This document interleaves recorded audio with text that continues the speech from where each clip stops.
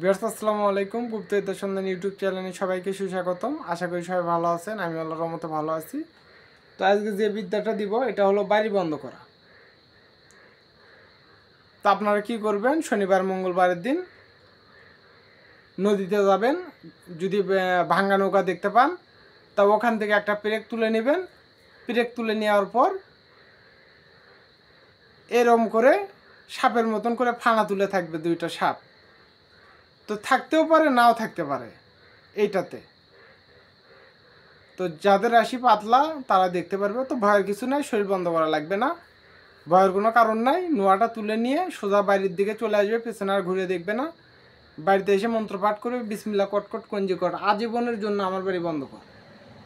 25 বার মন্ত্রপাঠ করে 25টা ফুক দিবে, দেবে পেরেকটা দরজায় পুঁতে দিবে। যতদিন পর্যন্ত পেরেকটা নষ্ট না হয়ে গেছে ততদিন পর্যন্ত আপনার বাড়ি বন্ধ। ওই পেরেক নষ্ট হয়ে যাবে, আপনার বাড়ি আবার খুলে যাবে।